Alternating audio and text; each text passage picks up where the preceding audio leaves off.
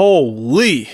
I hope you're ready for this because this patch is going to be a doozy. But before we get into that, if you found this video informative, please smash that like button. It's a small button for you, but makes an incredible impact on the algorithm and the visibility of my channel. Also, subscribe for more updates on the finals as well as aim training guides. Alright, let's not waste any more time and get into it. Welcome to update 1.5. Today we're introducing our very first limited time mode, Solo Bank It. This experimental twist on Bank It pits contestants against each other in a fight for individual glory in a 12-player arena. Just like Bank It, the first to amass 40,000 and deposit it in the cash out station wins. Solo queuers rejoice. We're putting this mode out there to learn more about your experience, so we'll open up a channel in Discord to gather feedback for as long as the mode stays up. Outside the new mode, update 1.5.0 comes with a litany of balance changes, tweaks, and bug fixes all laid out below to help improve the overall experience. In addition, with 1.5, we're introducing our fair guidelines with revamped and improved detection methods for unfair play. From now on, we'll restrict cheaters with more confidence and we'll be able to stand firmly behind our bans. Our goal, as always, is to make the game safe, fun, and fair. To be honest, I still think they should comb over the top 500 and give those players that were using the third-party software a ban hammer like you've never seen, because they knew exactly what they were doing when they were downloading the software, and trust me, it wasn't for a disability. Again, I really feel for those people that are actually suffering from a disability and need this software to play their favorite games. It's just really unfortunate that a couple of bad apples had to ruin the whole batch. Let's get back to it. Finally, we've decided to expand the size of our store with an even bigger and more diverse range of items at any given time. This is great because I personally wanted to buy more items but just didn't have the opportunity to do so. So great change, and I'm looking forward to seeing these cosmetics. Now on to the good stuff. Balance changes, abilities, charge and slam, fix an issue where a player could charge while stationary and stealing an extraction. Cloak device, increase activation cost from 1 to 2 seconds. Increase minimum required charge time to activate from 1.5 to 2.5 seconds. I'm going to be honest here, as a light main, I think this is a great change because other light specializations have not had their chance to shine in the meta yet. And while seeing 6 light players in a lobby of Bank It with sawed-off shotguns is pretty damn annoying, not gonna lie. But in general though, I think this change allows for more diverse play when it comes to light. The grapple hook will no longer attach to objects that are attached to carryables. Alright, so I guess they nerfed the grapple hook, not that it was needed at all. In fact, I would dare say that giving it 2 charges rather than 1 would make the class a hell of a lot more fun and would really make it a lot more viable when compared to dash. But maybe that's just me. We'll see how this plays out. The Guardian turret will now shoot target dummies in the practice range. Mesh shield decrease health from 1,100 to 1,000. Recon senses increase activation cost from 1 to 1.5 seconds and decrease the minimum charge time to activate from 2.5 to 2 seconds. Alright, so we all knew that this was coming, but personally I thought this nerf was going to be a lot harder. This is definitely a good change. Now on to the gadgets. C4 damage decreased from 210 to 155. Player minimum damage decreased from 120 to 100. Oof, this definitely is a huge nerf in regards to nukes, making them way less effective. Flashbang, cooldown decrease from 20 seconds to 18 seconds. Gas mine, cooldown increase from 25 to 27 seconds. Incendiary mine, cooldown decrease from 30 seconds to 27 seconds. Vanishing bomb, cooldown decrease from 20 seconds to 18 seconds. RPG, player damage decrease from 150 to 140. Alright, I think it's safe to say the devs are going in pretty hard in heavies. Stun gun, decreased duration of stun effect from 5 to 3.75 seconds. I think this is definitely a really good change, adding a little bit more risk to the reward of the stun gun, while not completely destroying its effectiveness. Tracking dart, cooldown decreases from 15 to 13 seconds.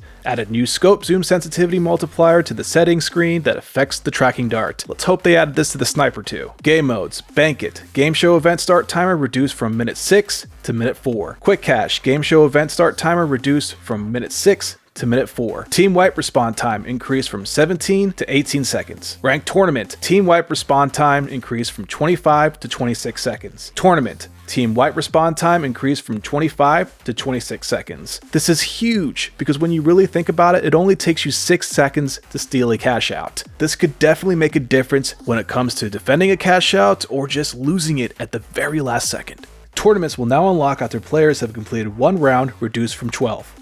On to maps, Las Vegas updated destructible behavior to get more realistic destruction. Updated strain system to get more realistic destruction. Updated various zip lines in the level. Now, onto the throwables. I have a feeling this is not going to be so good for nukes again. Deployable explosives such as C4, breach charges, and explosive mines will now add mass to the throwable objects, causing them to travel less far when thrown. On to what we've all been waiting for, weapons. Starting with the flamethrower, damage increased from 28 to 30. This buff is definitely going to make the flamethrower a force to be reckoned with. LH1 buffed yet again. Damage increased from 47 to 49. Alright, I'm just going to go ahead and say it. This weapon did not need the buff. It already shreds. So I don't even want to know what type of mayhem this is going to bring to the arena. Trust me, if you take the time to learn the recoil of this gun, it is a monster in game. Anyhow, we have another buff to the M11, the recoil pattern updated to make the weapon easier to control. This is definitely going to make the M11 a lot more viable. The SH-1900 shotgun, or in other words, the sawed-off shotgun. Damage decreased from 12 to 10 damage per pellet. Yet another nerf to the invis shotgun meta,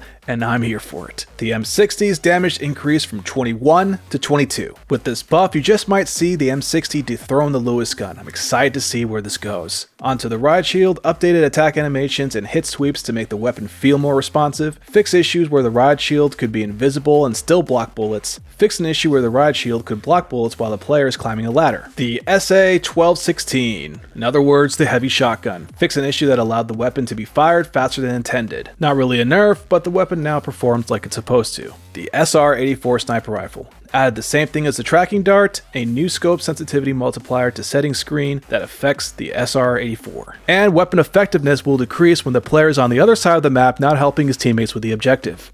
I'm just kidding about that last part, but for fuck's sake. 7 out of 10 times I get paired with a sniper and they're always nowhere to be found when they're needed. Throwing knives added a new trail effect to make the projectiles easier to see. Shorten the lifetime of knives stuck in metal surfaces. Okay, while I do appreciate the throwing knife quality of life changes, it would have been greatly appreciated if they increased the velocity of the throwing knife just to make them more effective compared to the other weapons in the light class. And to my baby, the V9S. Damage increased from 35 to 36. I'm going to be completely honest, the V9S was my favorite weapon in the beta, and I know it's never going to be back to that beautiful state, but I think this change is really good and will make it a lot more viable. Looking at all the weapon changes, I'm just curious to see if more people are going to be using the M11, V9S, or be a complete Chad with the LH1. And for you heavy mains, do you think this is enough for you guys to let go of the Lewis gun and try out the M60? Let me know down in the comments. On to content and bug fixes. Animation. Updated some main menu weapon animations, left side inspection animations, added to the following items: